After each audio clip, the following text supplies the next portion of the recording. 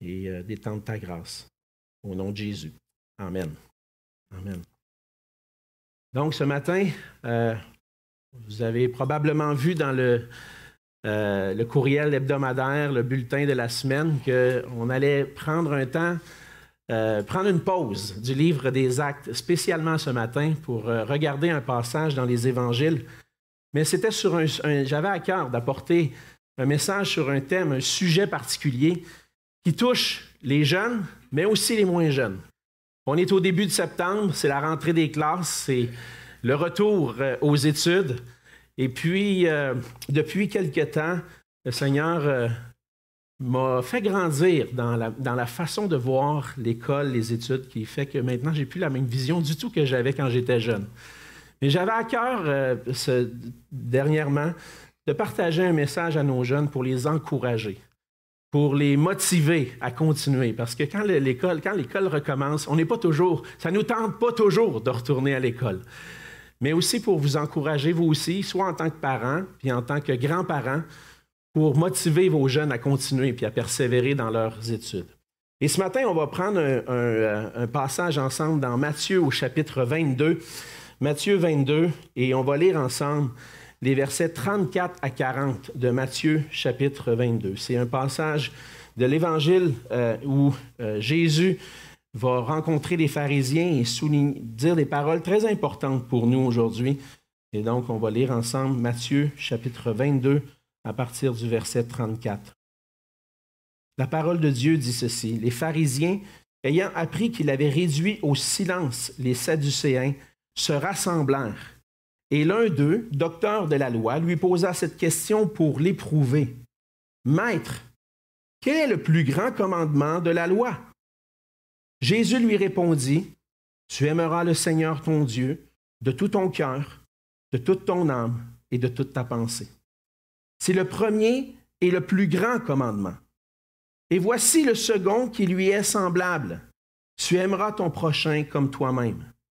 De ces deux commandements dépendent toute la loi et les prophètes. » On va dire un mot de prière ensemble. Seigneur notre Dieu, merci pour ta parole que tu permets que nous puissions lire et étudier ensemble ce matin. Et c'est cette parole qu'on veut recevoir comme étant la tienne, car tu désires parler à nos cœurs, à chacun d'entre nous et à ton Église. Et Seigneur, permets-nous d'être des auditeurs attentifs ce matin, concentrés sur toi, qu'on puisse avoir vraiment les regards et les cœurs tournés vers toi pour apprendre de toi ce matin.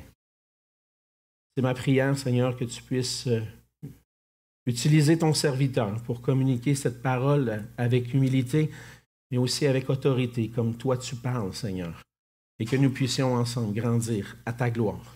Merci, Seigneur Jésus, d'être au milieu de nous, d'être en nous par ton esprit et de nous guider ensemble. Et c'est en Jésus qu'on te prie. Amen. Amen. Dans la vie, on fait parfois des choses par obligation et même parfois sans vraiment comprendre pourquoi on fait ces choses-là. Vous avez peut-être déjà entendu parler de l'histoire d'une dame qui voulait faire cuire son jambon. Et puis lorsqu'elle faisait cuire son jambon, elle coupait les deux bouts de son jambon. Et puis, elle fait cuire son jambon de cette façon-là. Et un jour, doit enseigner à sa fille comment faire cuire un jambon. Alors, elle enseigne à sa fille, quand tu veux faire cuire le jambon, tu prends le jambon et tu dois couper les deux bouts. Et là, sa fille, peut-être un peu arrivée à un certain âge, à un certain moment donné, lui a demandé, « Oui, mais maman, pourquoi on doit couper les deux bouts du jambon? » « Ah! C'est comme ça que ça se fait. Ma mère m'a montré à cuire mon jambon en coupant les deux bouts. Ma mère a toujours fait ça comme ça, puis je fais comme ma mère m'a montré. Je coupe les deux bouts du jambon, puis je coupe les deux bouts du jambon pour le faire cuire. » Et là, la jeune fille a dit, « Ouais, mais il doit y avoir une raison pour ça. » Elle était peut-être un peu plus futée que sa mère, je ne sais pas. « Ben, garde, appelle ta grand-mère, puis demande, dis donc. » Alors, elle appelle sa grand-mère. « Hey, grand-maman, maman me montre à faire cuire mon jambon, et à toutes les fois que je dois faire cuire le jambon, elle me dit de couper les deux bouts. C'est de même que tu lui as montré. Peux-tu m'expliquer pourquoi? » Ben, elle dit, c'est simple. Sinon, le jambon ne rentrait pas dans le plat. Et toute sa vie, cette dame-là a coupé les 2 bouts de jambon. Elle a appris en tant qu'enfant à couper les 2 bouts de jambon. On ne lui a jamais expliqué pourquoi. Et ça nous arrive souvent dans la vie d'avoir des choses à faire. On nous a enseigné des choses à faire, qu'on doit agir de telle ou telle façon, qu'il y a des choses importantes dans la vie, mais qu'on ne nous a pas nécessairement dit pourquoi c'est important. Et puis on peut se demander à un certain moment, pourquoi? On nous a dit quand on était jeune, puis c'est ce qu'on me disait aussi, quand j'étais enfant, va à l'école, c'est important, il faut que tu étudies. Mais là, plus on avance dans la vie, là, les jeunes arrivent à l'adolescence, puis les jeunes me disent, ça sert à quoi d'aller à l'école? Je me suis posé la question, moi aussi, quand j'étais jeune. À quoi ça sert? Ça ne me tente pas d'y aller. J'entends ça chez nous. J'haïs l'école! Et là, la réponse, c'est important, il faut que tu y ailles. Ça ne suffit plus. Il faut donner les vraies raisons pourquoi on a besoin d'aller à l'école. Et si je vous posais la question ce matin, pourquoi c'est important d'aller à l'école, d'étudier? Je suis certain que j'aurais plein de réponses différentes. La première, c'est important d'étudier si tu veux avoir ton diplôme. Ah, OK, on étudie pour avoir un diplôme. Ou c'est important d'étudier si tu veux avoir un métier, une profession dans la vie. Ah, OK, ouais. Si tu veux faire vivre ta famille plus tard, si tu veux te marier, avoir des enfants, ça te prend une bonne job. Il faut que tu étudies. Et je suis certain que toutes c'est des bonnes réponses, pas totalement mauvaises. Puis c'est des bonnes réponses qui peuvent nous motiver. Mais j'aimerais ce matin vous suggérer une réponse qui dépasse largement toutes ces réponses-là. Et en tant que disciples de Jésus-Christ, cette raison-là devrait nous motiver, même quand ça ne nous tente pas, d'aller à l'école, d'étudier, de persévérer. Et la réponse à cette question-là, pourquoi je devrais aller à l'école, n'est pas compliquée. La réponse se trouve dans le passage qu'on vient de lire. Pendant le ministère de Jésus sur la terre, Jésus lui-même est allé à l'école. Une petite parenthèse, ce n'était pas dans mon message. Mais Jésus a grandi en stature, en sagesse, en stature et en grâce devant Dieu et devant les hommes. Jésus a grandi en sagesse parce que lui aussi est allé à l'école. Il a grandi dans la sagesse. Il a appris les choses. Mais c'est arrivé à un certain moment donné que Jésus, pendant son ministère, Jésus a été confronté à une question. Le ministère de Jésus sur la terre était de venir révéler le Père, de venir révéler qui est Dieu, et aussi de révéler l'amour de Dieu à travers la mission qu'il est venu accomplir, à travers le salut qu'il est venu accomplir. Et au travers des paroles de Jésus dans les évangiles, on apprend le plan de Dieu pour nous. Et lorsque les pharisiens, qui sont des docteurs, des professeurs d'université, des experts de la loi, il y avait des grandes questions qui discutaient entre eux. On étudie la loi. Il y a tellement de commandements, mais lequel est le plus important de tous ces commandements-là? Ça faisait partie de leur discussion. Et là, pour savoir si Jésus était vraiment un bon enseignant, ils vont aller le mettre à l'épreuve pour lui poser la question. Et dans cette question importante, quel est le plus grand commandement de la loi? Et dans sa réponse, Jésus ne va pas seulement donner un, mais 2 grands commandements de ce qui concerne ce que Dieu attend de nous. Et qu'on soit enfant, adolescent, adulte, plus âgé même, la réponse que Jésus donne à cette question, c'est aussi une raison pour nous motiver à être de perpétuels étudiants. Ce matin, à travers du passage, on va voir ensemble que puisque le Seigneur nous demande par-dessus tout de l'aimer de tout notre cœur et d'aimer notre prochain comme nous-mêmes, nous devons apprendre à aimer étudier dans le but d'aimer. Apprendre à aimer étudier dans le but d'aimer.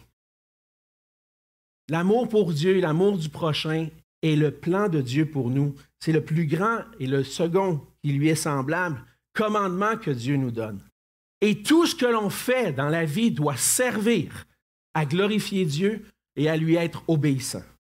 Et on va voir ensemble ce matin 3 motivations pour les étudiants, pour être des étudiants, nous aussi, perpétuelle qui apprend à aimer étudier. Premièrement, les études sont utiles pour aimer Dieu et obéir à sa volonté. C'est ce qu'on voit dans le plus grand commandement que Jésus donne. La volonté de Dieu pour nous. La volonté qui dépasse les raisons qui dépassent toutes les raisons qu'on pourrait donner. Ce que Dieu désire pour nous, c'est qu'on l'aime de tout notre cœur. Évidemment, Jésus connaît bien la loi et Jésus connaît bien la parole de Dieu. Il se fait mettre à l'épreuve par les pharisiens et il sait très bien lui-même, étant lui-même Dieu, quel est le plus grand commandement. Et Jésus va répondre avec autorité en disant au verset 37, « Tu aimeras le Seigneur ton Dieu de tout ton cœur, de toute ton âme et de toute ta pensée. » Et Jésus cite le commandement qu'on trouve dans Deutéronome 6, verset 5. Le plus grand commandement, c'est d'aimer Dieu. Mais si je veux aimer Dieu, je dois l'aimer comme lui me demande de l'aimer. De quelle façon c'est ça exactement? Et là, Jésus va le spécifier, c'est spécifié dans Deutéronome 6 aussi. Il dit, tu ne vas pas aimer Dieu juste d'une façon superficielle, mais tu vas l'aimer de tout ton cœur, toute ton âme, toute ta pensée. Et en prenant ces éléments-là, et vous savez aussi que dans d'autres passages, on va mentionner aussi de toute ta force. Dans le fond, ce que ce commandement-là résume, c'est que ton être entier, toutes tes capacités doivent être dédiées à aimer Dieu. Ça veut dire que mon intelligence va servir à glorifier Dieu. Ça veut dire que tous mes sentiments, mes émotions doivent être tournés vers Dieu pour que je puisse réellement l'aimer, pour qu'en retour, mes actions, toutes mes forces, mes énergies sont tournées vers la gloire de Dieu. En fait, tout ce que je fais doit servir à aimer Dieu. Et malheureusement, c'est une chose impossible d'aimer Dieu de cette façon-là. C'est impossible pour l'être humain d'aimer Dieu de tout son cœur, de toute son âme et de toute sa pensée. Et si on est honnête avec nous-mêmes, on ne peut pas dire que cet amour-là pour Dieu est naturel chez nous. Ce n'est pas quelque chose que, je me lève le matin puis c'est sûr, aujourd'hui, j'aime Dieu. C'est pas nécessairement naturel en nous. Ce n'est pas naturel en nous même d'aimer Dieu comme lui nous le demande. Au contraire, quand on regarde les gens autour de nous ou qu'on regarde nos propres cœurs, on voit qu'on est souvent plutôt tourné vers nous-mêmes, vers l'amour de soi, plutôt que l'amour de Dieu et de Jésus-Christ. Les effets du péché nous rendent égoïstes. Et on est centré sur nous-mêmes, plutôt que d'être centré sur Dieu. Mais par la grâce de Dieu, Dieu a manifesté sa grâce envers nous pour renverser cette tendance naturelle d'être centré sur nous-mêmes. Pour nous délivrer de notre péché, de notre égoïsme, le Père a envoyé son Fils pour accomplir notre salut en mourant sur la croix, en ressuscitant des morts et en montant, en allant jusqu'à être élevé au ciel, nous envoyer son Esprit pour que par la foi en lui, nos cœurs soient complètement transformés. Plutôt qu'on soit centré sur nous-mêmes, on puisse maintenant vivre une vie qui est centrée sur Dieu, centrée sur la gloire de Dieu.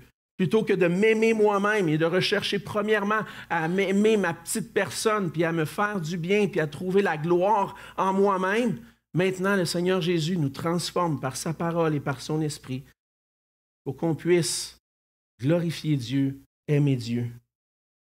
Par l'œuvre de Jésus-Christ, par la foi en lui, on peut maintenant connaître Dieu réellement et l'aimer.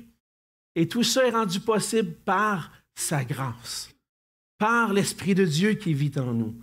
Et lorsqu'on apprend à connaître Dieu et à l'aimer, c'est là qu'on goûte la vraie vie.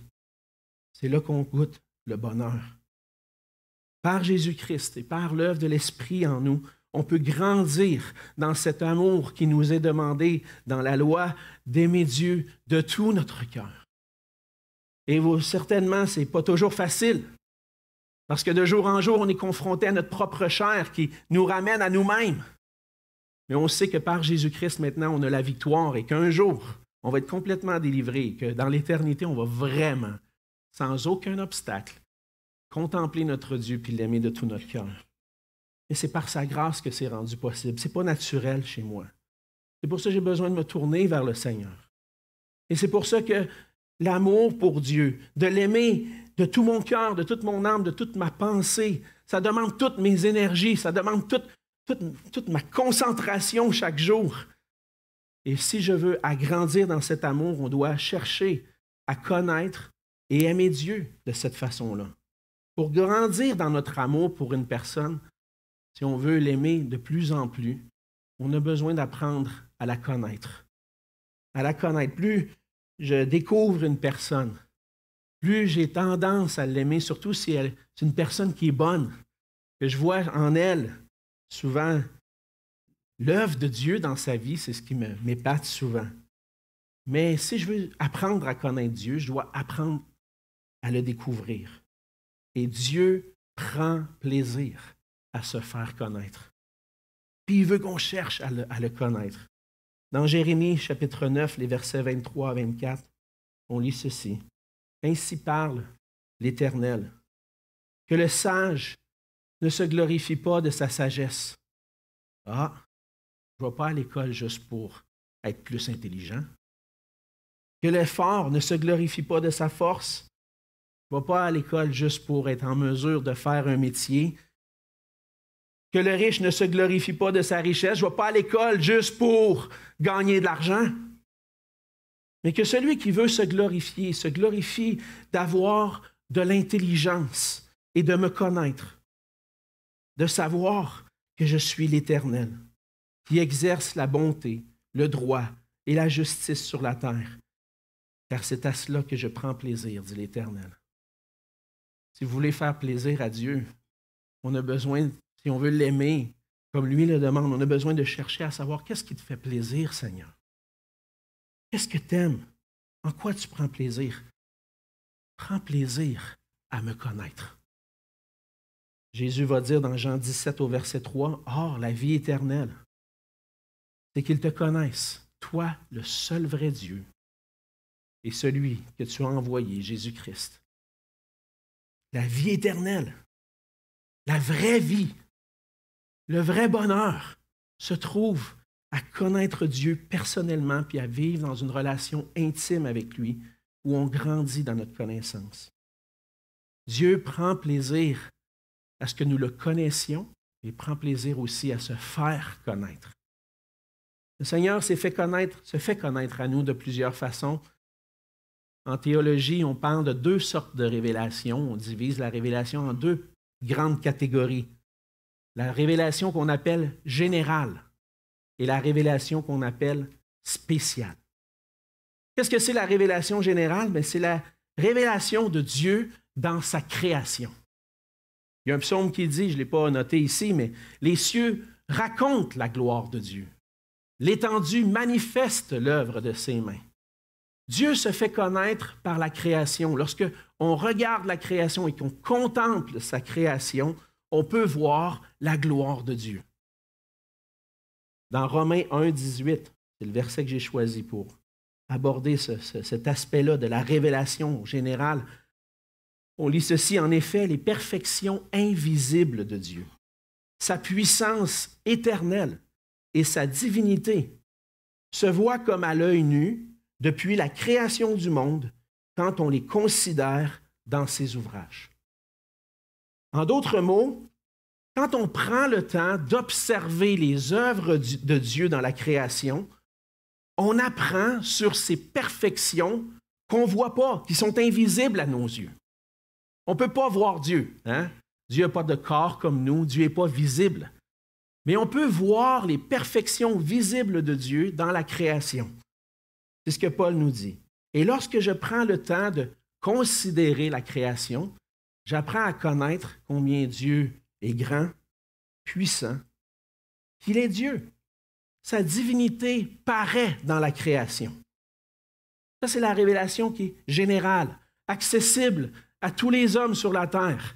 en contemplant la création, ça devrait provoquer en eux une réflexion et dire, d'où vient tout ça?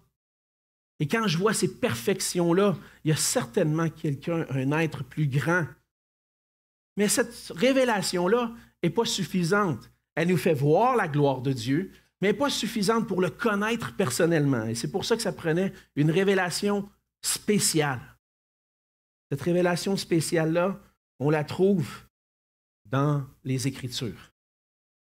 C'est dans les Écritures que Dieu se fait connaître à nous davantage, tel qu'il est. Même si dans les Écritures, on n'a pas toute la connaissance de Dieu qui est contenue.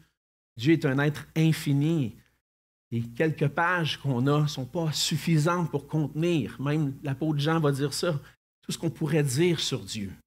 Mais Dieu se révèle quand même à nous. On peut le connaître à travers les Écritures. Et sans les Écritures, on ne pourrait pas le connaître d'une manière parfaite comme en Jésus-Christ. Jésus-Christ est venu nous révéler la parole de Dieu. Jésus-Christ est venu pour nous faire connaître notre Dieu. Et par sa parole, on apprend à connaître Dieu, Jésus-Christ, et comment on peut être son disciple. Lorsqu'on connaît Dieu de plus en plus, lorsqu'on découvre davantage sa grandeur, sa bonté, sa grâce envers nous, le Saint-Esprit agit en nous pour faire grandir notre amour pour lui. Plus je contemple, plus je découvre, plus je comprends les œuvres de Dieu dans la création, plus je suis ébloui. Et dire, wow, mon Dieu est glorieux. Plus je lis les Écritures, puis que je travaille à comprendre l'œuvre de la grâce en Jésus-Christ, plus je suis porté à glorifier mon Dieu, à l'adorer, à l'aimer, à l'honorer par ma vie.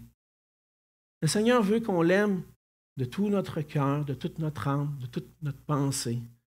Et lorsque on applique notre intelligence à le connaître, ça contribue à faire grandir notre amour pour lui. Quand je vais à l'école, je travaille à développer mes capacités cognitives et intellectuelles, pas juste pour avoir un diplôme ou passer mon examen, pas juste pour avoir une job plus tard, pas juste pour pouvoir faire vivre ma famille, mais ultimement, je développe ces capacités-là pour connaître Dieu. Un des éléments, je vais vous faire voir plus précisément. Quand tu étudies les sciences de la nature, tu sais, ton cours de sciences, peut-être tu te dis, Puis c'est vrai que des fois, ce n'est pas toujours la vérité qu'on enseigne dans les cours de sciences. Mais dans les cours de sciences, il y a quand même des éléments où on nous enseigne ce qui a été observé dans la création. Il y était un temps où mon garçon Liam étudiait le fonctionnement d'une cellule. Puis il devait étudier pour un examen, puis il y avait un paquet de mots que je ne suis même pas capable de me rappeler moi-même. Hey, c'est complexe, la cellule. C'est complexe, tout l'être humain, les animaux, le monde, tout ce qu'on voit autour de nous, c'est complexe. Mais ce que ça m'a fait réaliser, c'est que quand il étudie ça, il est en train d'étudier la puissance de Dieu manifestée dans cette cellule-là, de la manière dont elle fonctionne. Wow! C'est intelligent comment c'est fait. Et puis, ce que ça devrait me dire, c'est, Seigneur, je ne comprends peut-être pas tout. C'est plus grand que moi, tout ça. Mais je crois que c'est toi qui l'as créé. Et tu es un Dieu qui est grand. Je ne peux même pas saisir cette grandeur-là juste en étudiant le monde autour de moi. Quand tu penses à la chimie, les règles, ça, là, s'il y a quelque chose que j'ai trouvé tough. Il a fallu que j'en fasse à l'université en plus. J'avais-tu hâte que ça finisse, la chimie? Mais quand j'y pense, toutes les lois qu'il y a là-dedans, comment ça fonctionne, je me dis, Dieu est grand, Dieu est puissant. Il y a un Dieu derrière tout ça. Toutes les règles de mathématiques qui régissent notre univers. Wow! J'arrive pas à saisir tout ça. Plus tu apprends à étudier, plus tu apprends dans les sciences, dans les mathématiques, dans la chimie, la physique, plus tu vois la gloire de Dieu manifestée autour de toi. Ça devrait t'amener à glorifier ton Dieu, puis à l'aimer. Quand tu étudies le français, Puis les autres langues, peut-être que tu as appris une autre langue, tu as une autre langue maternelle, peut-être que tu as appris l'anglais quand tu étais à l'école, l'espagnol ou le créole. Vous avez appris votre langue maternelle. Ah, quand tu apprends ta langue maternelle, et que c'était tough. Je vous le dis, hein, je n'étais pas un studieux, là. Le français. Il y a tellement de règles, d'exceptions. Ça, c'est l'exception parce que si, parce que... Là, après ça, tous les mots. J'avais de la misère. À quoi ça sert, tout ça? J'haïs le français! Aujourd'hui, je comprends mieux. Puis je rends grâce à Dieu d'avoir appris le français. Aujourd'hui, je suis capable de lire les Écritures parce que j'ai appris ma langue maternelle. J'ai appris le vocabulaire. Des fois, il y a du vocabulaire qu'il faut chercher encore. J'ai appris les règles de syntaxe, de grammaire qui m'aident à saisir ce que je lis. Je peux le comprendre intellectuellement. Mais déjà, c'est le bon. Ça commence bien. J'étudie une langue pour connaître Dieu parce que Dieu s'est révélé à travers le langage. Dieu s'est fait connaître à travers une langue. L'hébreu, le grec, dans l'Ancien, dans le Nouveau Testament. Puis merci Seigneur pour les traducteurs. Hein, on peut le lire dans notre langue maintenant. J'apprends cette langue-là pour lire les Écritures, étudier les Écritures, apprendre à connaître mon Dieu dans les Écritures. Mais ce n'est pas tout d'observer la nature puis d'apprendre à lire. On sait qu'on a besoin de l'œuvre de l'Esprit en nous pour nous aider à saisir et comprendre les choses spirituelles. Mais c'est un réformateur, Jean Calvin, qui nous rappelait que le Saint-Esprit, c'est lui qui nous donne cette intelligence spirituelle. Mais il nous rappelait aussi que la raison, l'intelligence, c'est la porte d'entrée de l'âme. C'est intéressant, quand je lisais ça, je dis, Seigneur, tu veux utiliser notre intelligence pour te faire connaître à notre âme. Je vous parle aujourd'hui. Vous entendez avec vos oreilles, vous processez, on va dire, c'est pour moi un terme anglais, là, hein? Francine, aide-moi avec processer, là. C'est une blague. Mais il y a quelque chose qui se passe dans mon cerveau, ça réfléchit. Puis là, des fois, je vois, il me vient de m'expliquer quelque chose. Wow! Je viens de le saisir avec mon intelligence. Mais l'Esprit de Dieu utilise mon intelligence pour se faire connaître à mon cœur, puis c'est là que je suis ébloui devant la gloire de Dieu. C'est des paroles qui sont rentrées par mes oreilles ou que j'ai lues de mes yeux et que là, j'ai dit, ça veut dire ça. L'intelligence, la porte d'entrée de l'âme. Et par nos sens, on découvre le monde autour de nous et on apprend à meubler notre intelligence pour que l'Esprit de Dieu fasse son œuvre en nous. Je vous l'ai dit déjà, quand j'étais jeune, au primaire, au secondaire, j'haïssais l'école. Je voulais aller à l'école pour voir mes amis. Ça, c'était cool. On jouait au basket, on jouait au soccer. À l'éducation physique, on jouait au hockey. Ça, c'est bon. Ça, c'est la bonne affaire à l'école. Quand on voit nos amis et qu'on peut jouer dehors. Mais être assis en classe, faire des exercices, des devoirs, des examens. J'allais à l'école par obligation quand j'étais jeune. Parce qu'on me disait que je devais le faire. C'est la bonne chose à faire. Mais avec le temps, j'ai compris que aller à l'école me sert maintenant à glorifier Dieu.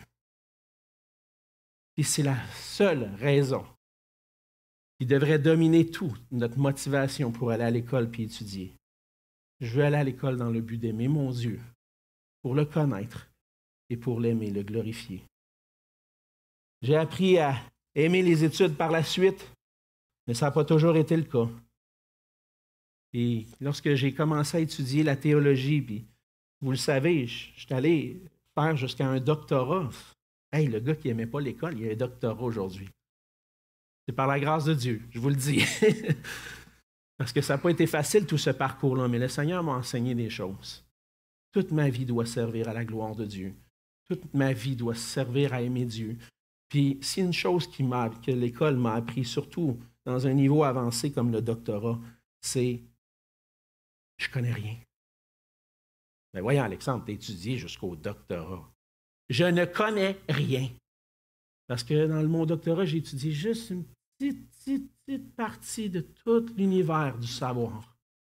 Et à toutes les fois, je me dis, je veux en savoir plus maintenant. Parce qu'en cherchant à connaître mon Dieu dans les Écritures, puis c'est inépuisable déjà tout ce qu'on a là, j'apprends à le connaître. Je me suis rendu compte que les études, ça ne sert pas à rien. J'ai appris à aimer les études. Parce que maintenant, j'ai compris que je développais des capacités dans le but d'aimer mon Dieu, de connaître sa volonté et de lui obéir. Les études sont utiles pour connaître Dieu et obéir à sa volonté. Et quand tu vas à l'école, je te le dis aux jeunes, rappelle-toi, aujourd'hui, je me lève, je m'en vais à l'école, c'est pénible. Je suis un ado, je veux rester couché. Mais lève-toi et dis aujourd'hui, je vais aimer Dieu et je vais me soumettre à ça aujourd'hui. Parce qu'à travers ça, j'apprends. Je développe des capacités pour pouvoir aimer Dieu. Puis, évidemment, mon deuxième point ne va pas très loin du passage. Jésus souligne que le plus grand commandement, c'est d'aimer Dieu de tout ton cœur, de toute ton âme, de toute ta pensée. C'est lui le premier, le plus grand de tous les commandements. Mais Jésus, avec son autorité, va non seulement arrêter là et dire « C'est correct, si tu fais ça, c'est correct. » Non, il va en nommer un deuxième. Il va dire « Ce deuxième commandement-là est égal à l'autre. Tu aimeras ton prochain comme toi-même. » Et les études sont utiles pour bénir et servir mon prochain.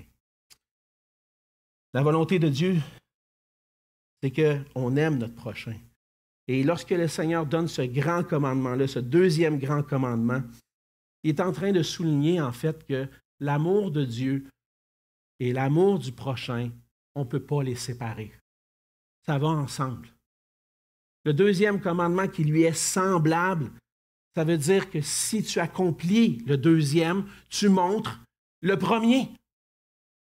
Comment je démontre que j'aime Dieu? Mais Dieu me demande d'aimer mon prochain. Ça va être plus visible lorsque je vais aimer mon prochain, en parole, en action. Mon amour pour Dieu va paraître à travers ça. C'est facile de dire, j'aime Dieu, toute ma vie est consacrée à Dieu. C'est facile de dire ça, mais comment ça va être manifesté? Par l'amour que tu as pour ton prochain. 1 Jean 4, 20, 21. Jean nous le rappelle, si quelqu'un dit « j'aime Dieu » et qu'il haïsse son frère, c'est un menteur. Car celui qui n'aime pas son frère qu'il voit, comment peut-il aimer Dieu qu'il ne voit pas? Et nous avons de lui ce commandement que celui qui aime Dieu aime aussi son frère. Si tu veux démontrer ton amour pour Dieu, aime ton prochain comme toi-même. Mais qu'est-ce que ça veut dire, ça? Aimer mon prochain comme moi-même. Jésus va dire des paroles qui vont nous aider à saisir. Matthieu 7, verset 12.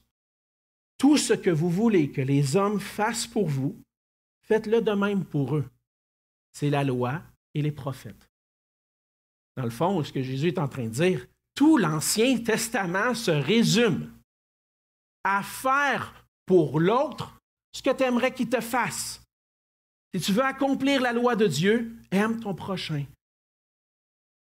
Tout ce que vous voulez que les hommes fassent pour vous, faites-le de même pour eux. Pensez. Puis si on s'arrête, qu'est-ce que j'aimerais que quelqu'un fasse? Peut-être que tu es une personne seule. Dis-moi, j'aimerais ça que les gens prennent de mes nouvelles des fois. Je suis tout seul, je vis de la solitude. J'aimerais ça que quelqu'un m'appelle. J'aimerais ça que quelqu'un me texte et m'envoie des mots d'encouragement des fois. OK, fais-le. C'est ça. Tu aimerais ça qu'on te le fasse? Fais-le à d'autres. Peut-être que tu es en couple. Puis tu dis, moi j'aimerais ça que ma femme m'aide à faire ça, ça, ça. J'aimerais ça quand j'arrive le soir que ça, elle puisse faire ça pour moi. Ah ouais? Tu as-tu demandé ce qu'elle aimerait que tu fasses pour elle? Oh, amen, hein?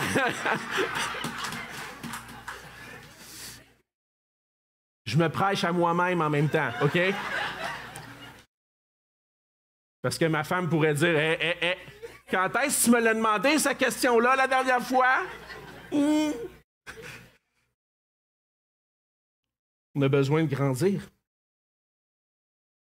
Qu'on fasse ceci, cela, qu'on soit en train, qu'on aimerait que les gens nous servent. Jésus dit le contraire. Attends pas d'être servi. Sers. Aime ton prochain. Ça me rappelle que Jésus a dit, le Fils de l'homme est venu non pour être servi, mais pour servir et donner sa vie comme la rançon de plusieurs. C'est ce qu'on a besoin d'apprendre. Si on cherche la bénédiction pour nous-mêmes, on est égoïste, on ne cherche pas la bonne chose. On doit premièrement chercher à bénir les autres autour de nous, les servir. Et on aime notre prochain lorsqu'on cherche à bénir, à faire du bien, à les servir selon nos capacités. Et le Seigneur nous donne toutes sortes de capacités physiques, intellectuelles. Mais les capacités que le Seigneur me donne doivent servir à bénir les gens autour de moi. Et on glorifie Dieu lorsqu'on démontre l'amour pour les autres et lorsqu'on fait du bien à ceux qui nous entourent. Pour pouvoir aimer et servir, on a besoin d'être en relation avec les autres. On a besoin de connaître leurs besoins. On a besoin d'aller en profondeur dans leur vie des fois pour dire, as-tu quelque chose que je pourrais t'aider? Dans l'Église, ça peut se faire avec l'entraide. C'est en s'intéressant aux besoins des gens qu'on va pouvoir démontrer notre amour pour eux en les servant. Et pour ça, encore une fois, on a besoin de l'œuvre de l'Esprit de Dieu en nous pour nous centrer non sur nous-mêmes, mais sur les autres. On a une vie, on a tous une vie, on doit s'occuper de nous-mêmes. On a une famille, on doit s'occuper des gens de notre famille. Mais est-ce que ça ne se limite pas? Ça ne se limite pas à ça. Dans mon travail, lorsque je vais travailler, je ne vais pas travailler juste pour faire de l'argent. Je vais travailler pour bénir et servir. Ah ouais. Ben oui, tu travailles pour un employeur, peut-être qui offre des services qui vont bénir des gens, qui vont faire du bien aux gens. Ben toi, quand tu travailles pour lui, tu travailles avec lui pour faire du bien, pour servir, pour faire des produits peut-être qui vont aider la vie des gens.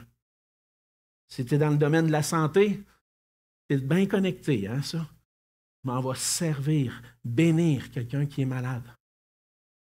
Peu importe ton domaine. On a été créés pour travailler, mais pour bénir les gens autour de nous. Et le Seigneur m'a créé pour l'aimer puis pour démontrer mon amour envers mon prochain. Et l'éducation scolaire est utile pour développer des compétences dans le but de servir et bénir mon prochain. Je ne sais pas dans quel domaine tu veux t'en aller ou dans quel domaine tu travailles, mais c'est bon de s'arrêter et de dire comment mon travail ou mon futur travail contribue à bénir des gens. Peut-être que c'est à travers des relations au travail. Peut-être que c'est à travers le service que tu offres. Mais aussi, c'est à travers le fait que tu travailles, tu vas donner une certaine partie de ton argent aux impôts, à la société, pour que la société puisse fonctionner un peu mieux. On espère que ce soit bien géré, mais pour que ça puisse bien fonctionner. Puis, je donne aussi une partie au Seigneur pour bénir l'œuvre de Dieu dans le monde. Alors, mon travail, là, n'est pas juste pour moi, il est pour servir d'autres. C'est pas tout de dire, j'ai fini l'école, j'ai trouvé ma job, c'est fini. Ah, c'est pas fini, là. Ça continue encore. Quand je travaille, je contribue au bien des gens autour de moi, puis on doit se poser la question, comment mon travail, mon futur travail va contribuer à glorifier Dieu et à bénir? Quand tu te lèves le matin pour aller à l'école, rappelle-toi, tu t'en vas apprendre à bénir, apprendre à servir. Dans Colossiens 3, les versets 23 et 24, Paul nous rappelle que tout ce qu'on fait doit être fait de bon cœur. Tout ce que vous faites, faites-le de bon cœur, comme pour le Seigneur et non pour des hommes, sachant que vous recevrez du Seigneur l'héritage pour récompense. Servez Christ, le Seigneur. Les études sont utiles pour développer mes capacités, mes compétences dans le but de bénir mon prochain.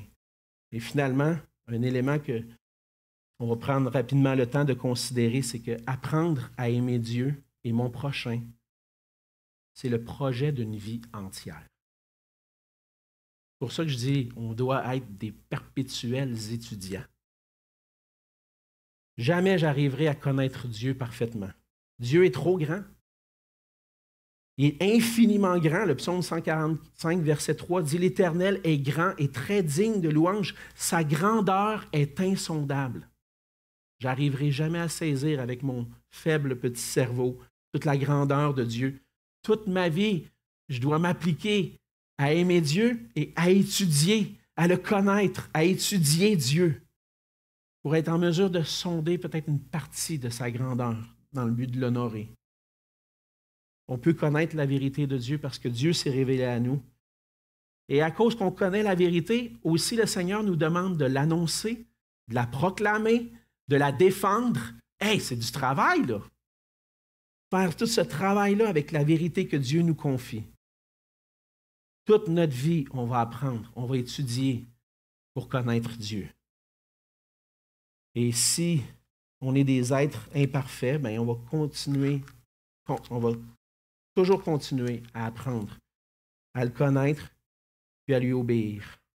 C'est pour ça qu'on a besoin de consacrer notre être entier à aimer Dieu et notre prochain.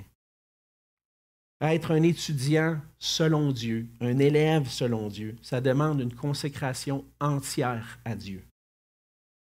Une consécration qui m'amène à voir les études, non seulement pour mon profit personnel, pour être reconnu, pour avoir un bon emploi, un bon salaire, mais une consécration qui m'amène à voir les études comme un moyen de grandir dans ma connaissance de Dieu. Si tu es étudiant et que tu appartiens au Seigneur, souviens-toi que tu es en train de te préparer présentement à aimer Dieu davantage, à aimer ton prochain davantage. Si tu es un adulte et tu as déjà une carrière qui avance bien, qui est même peut-être terminée, n'oublie pas que tu dois aussi être un étudiant perpétuel dans le but de mieux connaître ton Dieu, mieux le servir. J'aurai jamais fini d'apprendre. Apprendre à connaître Dieu et vivre pour lui, c'est le projet d'une vie entière. Alors, le commandement du Seigneur, le plus grand commandement, c'est de l'aimer de tout notre cœur, mais aussi également d'aimer notre prochain comme nous-mêmes. Et les études sont utiles pour ça. C'est le travail d'une vie. Alors, mieux vaut apprendre à aimer, étudier, si on veut aimer. Certainement, je suis convaincu. C'est tellement long, c'est tellement de choses à dire. Mais je suis convaincu que je n'ai peut-être pas réussi à tous vous convaincre. À tous vous convaincre d'étudier le français, d'étudier les sciences, de faire tout ça. Je ne vous ai peut-être pas convaincu. Je n'ai peut-être pas répondu à toutes vos questions. À quoi ça sert tout ça? À quoi ça sert pour moi personnellement dans mon domaine?